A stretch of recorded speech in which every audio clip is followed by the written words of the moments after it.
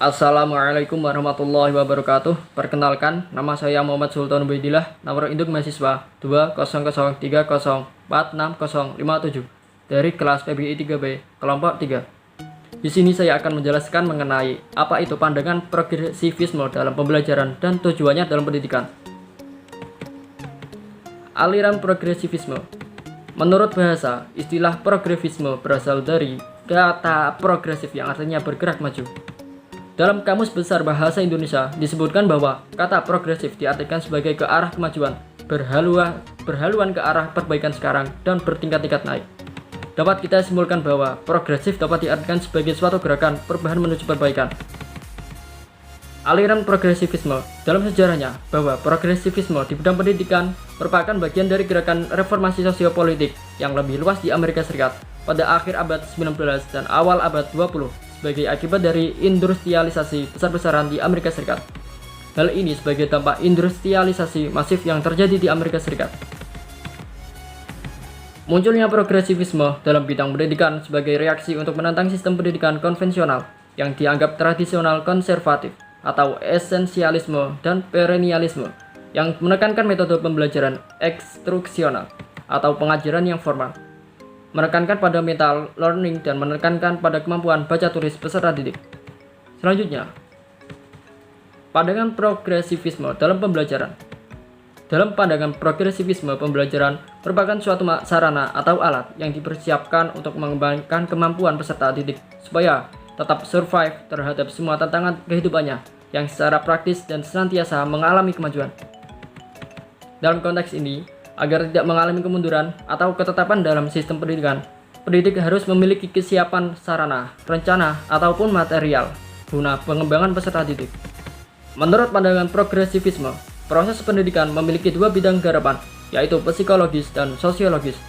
Dilihat dari segi psikologis, pendidik harus dapat mengetahui potensi dan daya yang ada pada peserta didik untuk dikembangkan. Dengan mengenal hal tersebut, pendidik dapat memilih cara yang tepat dan landasan apa yang akan digunakan. Dilihat dari segi sosiologis, pendidik harus mengetahui kemana potensi dan daya itu harus dibimbing agar potensi yang dimiliki peserta didik dapat dirubah menjadi sesuatu yang berguna bagi anak. Jadi, kedua bidang garapan ini benar-benar saling dibutuhkan karena saling berkaitan satu sama lain. Selanjutnya,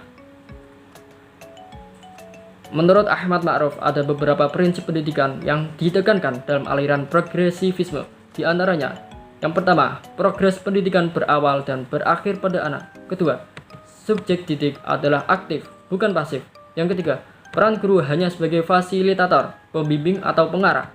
Yang keempat, sekolah harus kooperatif dan demokratis.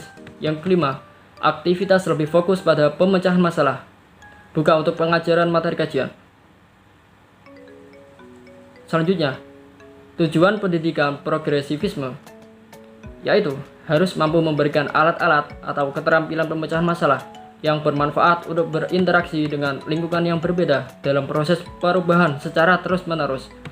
Pendidikan bertujuan agar peserta didik memiliki kemampuan memecahkan berbagai masalah baru dalam kehidupan pribadi maupun kehidupan sosial, atau dalam berinteraksi dengan lingkungan sekitar yang berada dalam proses perubahan.